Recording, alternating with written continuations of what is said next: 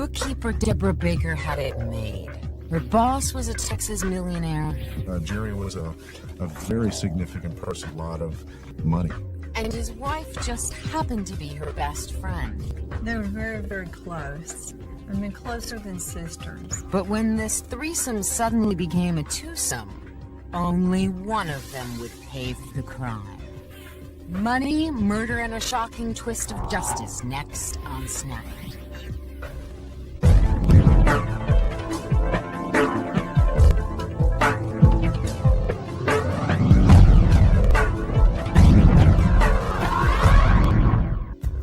Just outside Wichita Falls, Texas, Deborah Lynn Baker was living the life she'd always hoped for. All I ever wanted was to be married and to be a good mother. Never career-minded or anything. That was my dream. Married to Tony Baker in 1975, the couple had a son, Charles, the next year. Me and my husband were childhood sweethearts. Been married 28 years. She had a high school son who played football, was well liked in the community. I couldn't find anybody that had anything bad to say about him. Sometimes in their little cottage, Deborah had to pinch herself to make sure it was all real. And in 1982, things got even better. Her best friend, Luann, was married to a millionaire plumber, Jerry Sternadell. Jerry was a very significant person, not just in Dean, but in North Texas as a whole. He owned and raced horses, and he played with a crowd that invested in speculative ventures, and he made a lot of money. Jerry ran his plumbing business from his ranch, and he wanted a bookkeeper at his beck and call. The job was perfect for Deborah. And Jerry sweetened the deal by offering Deborah and her family a place to live just down the road. Not that Deborah got to spend much time there. Instead, she was out at Jerry's ranch working, sometimes even spending the night. I went to work for him and worked there about 8 years. Jerry's children certainly found Deborah's nearly constant presence peculiar. Debbie Baker just appeared out of nowhere. She was always there. I mean, she always was in the house. It's a confused situation. Is she an employee? Is she a friend? Is she a pseudo-family member? Peculiar or not, Deborah loved life on the sprawling Sternadell Ranch. With Jerry, Luann, Jerry's kids, Luann's kids, the plumbing business, and Jerry's quarter horses, there was always something going on. I was always going out to the shop and talking to Debbie at the shop and everything, talking to Luann. When I first started, it was fine. I mean, it was all real close. Deborah and Luann were especially close. Luann was a very nice woman. The office was at the house. We were together 5 days a week. Luann and Debbie would share their lunches together. They traveled as couples and went on some sort of vacation together. Women can fulfill special needs within each other. They share a certain experience, a certain perspective. Sometimes they share difficulties, and they seem to feel they can understand each other better than a man can understand them. That's a special bond. The two girlfriends soon discovered they had more in common than lunch, namely Jerry. He was driving them both nuts. He could rub people the wrong way real fast.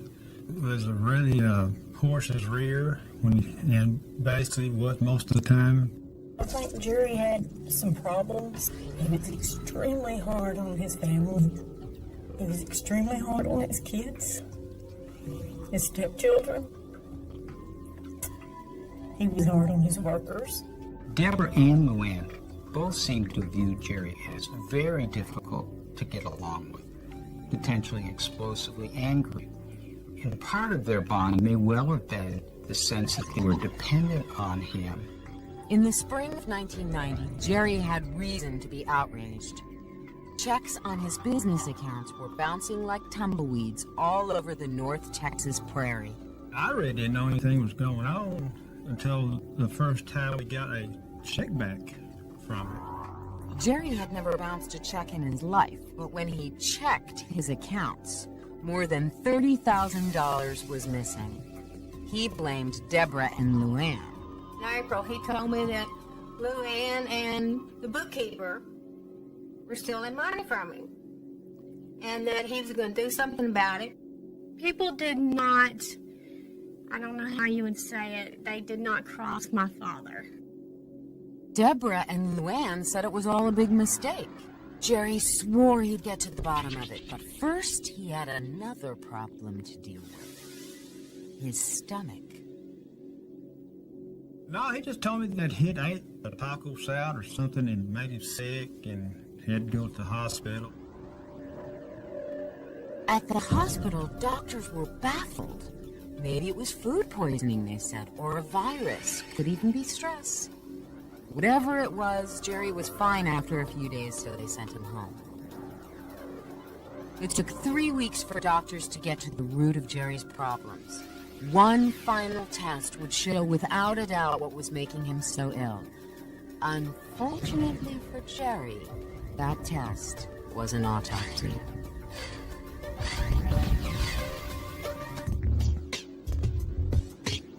Bookkeeper Deborah Baker was in high cotton. Though she wasn't able to spend too much time with her family, her life was certainly busy. Deborah spent her days and sometimes nights on the sprawling ranch of Jerry Sternadel. In fact, the only problem was Jerry himself. Jerry liked to instill fear in people. He liked to make people think that he was tough. Luckily, Jerry's wife, Luann, was Deborah's best friend. They were very, very close. I mean, closer than sisters. In the spring of 1990, these sisters were sticking especially close. Jerry had accused them of stealing $30,000 from his bank accounts. People couldn't believe it. No one in North Texas had the cojones to cheat Jerry Sternadel. I mean, you could steal money from Jerry. I mean, you scared to death of him. There's no way. Deborah and Luann swore it was all a misunderstanding, but Jerry wasn't buying it. Then, before he could resolve the issue, Jerry was rushed to the hospital. His stomach was acting up for a second time. Throwing up, he said, it's just like the flu. My stomach just kills me. It burns up, like it's burning up. This time, the doctors were sure it was food poisoning and they sent him home. But a couple of days later, Jerry got sick again. He couldn't even keep down the cranberry juice Deborah and Luann gave him every morning. He was just so, violently throwing up and so forth. It would subside for a day or two, and then it would start up again and just get worse. By June 4th, Jerry was back in the ICU, sick as a dog, and telling everyone within shouting distance that people were trying to kill him. He would point at the doctors and nurses and tell me that they were trying to kill me. He wanted out of the hospital. Even after orderlies strapped him to the bed, he kept trying to escape. He was telling me to cut him loose and take him. He says, if you leave me here, I won't be alive when you come back. Jerry was right about that. 8 days later, he was dead. If his death was a blow to his wife, she sure didn't show it.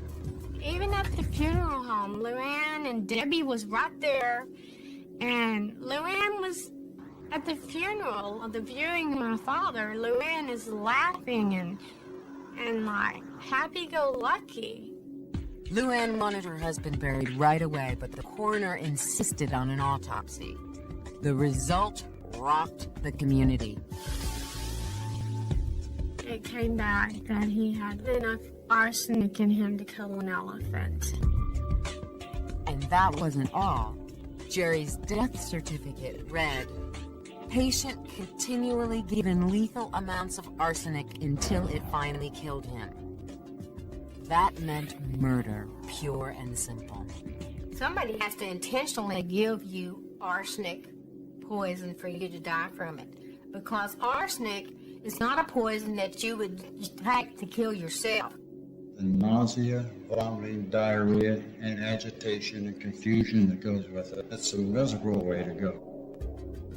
Jerry was dead and someone had poisoned him. And it wasn't just Jerry's friends who were looking for the killer or killers. By nightfall, the local law was all over the Sturnadell's place. All of North Texas was up in arms to find Jerry's killer.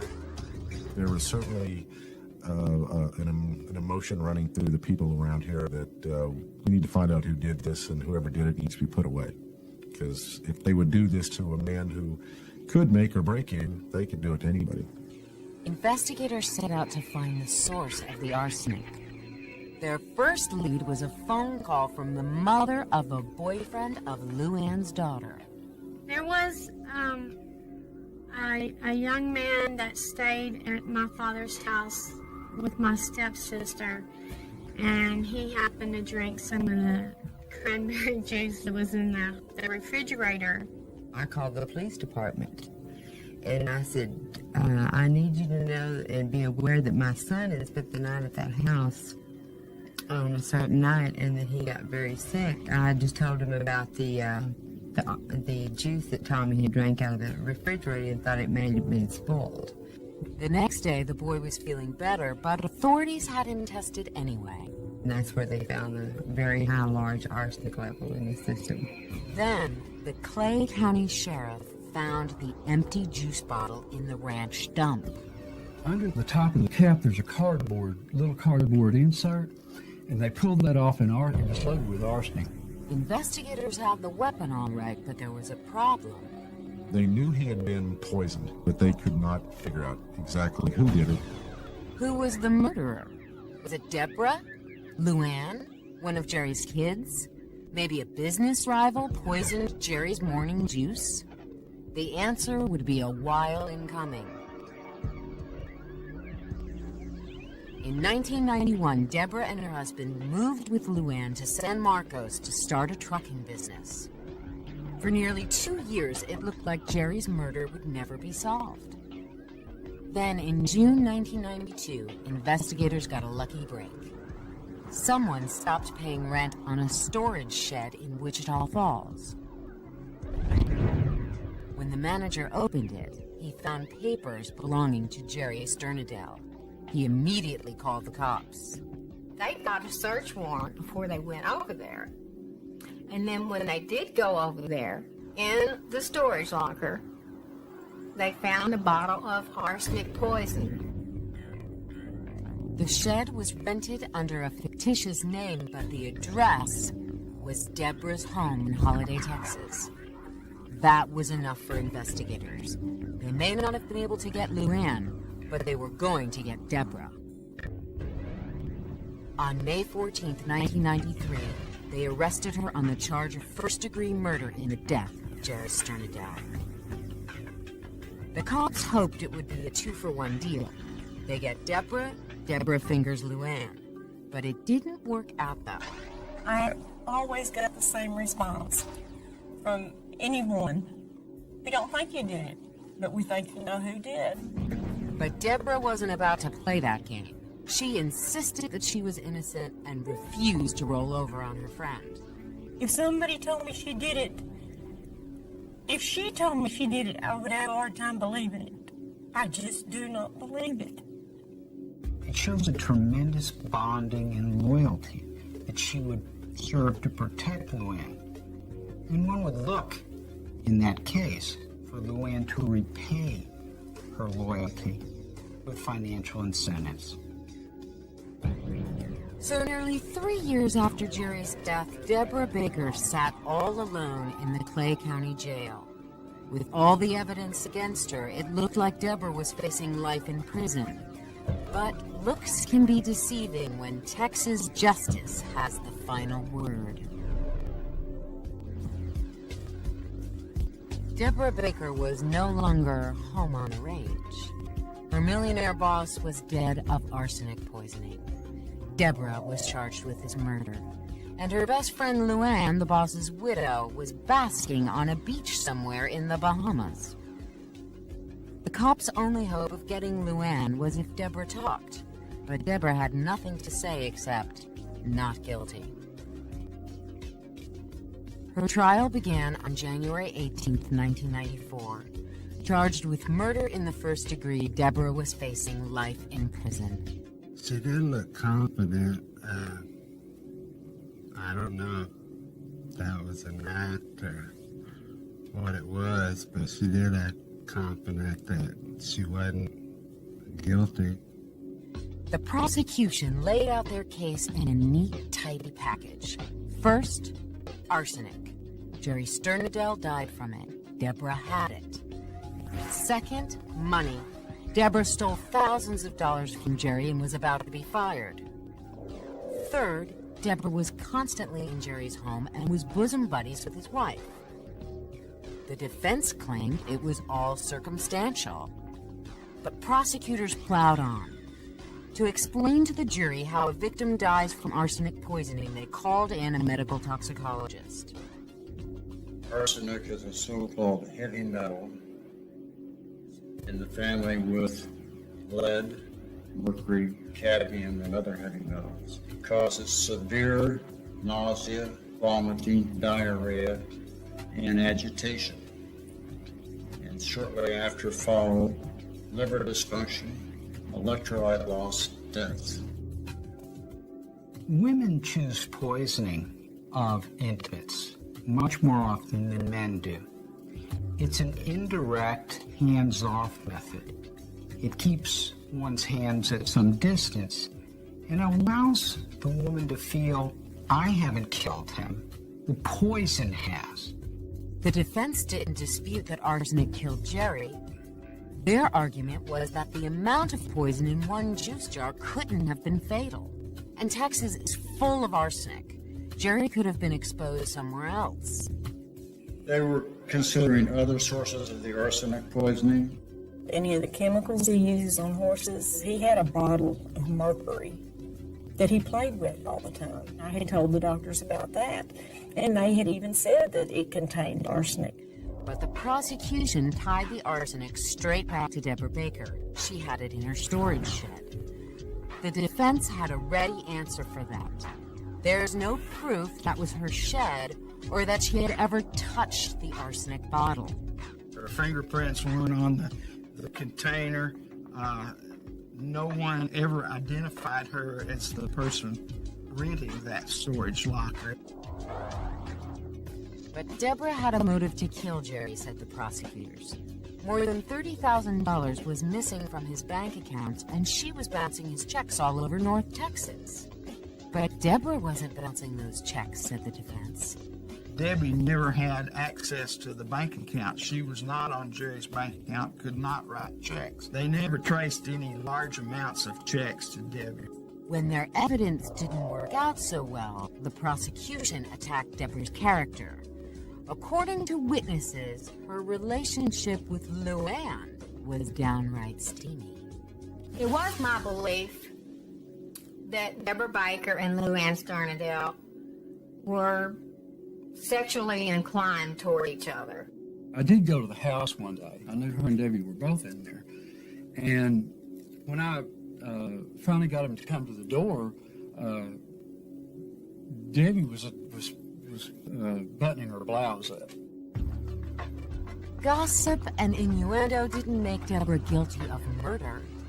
And, the defense pointed out, Luann Sternadel wasn't on trial.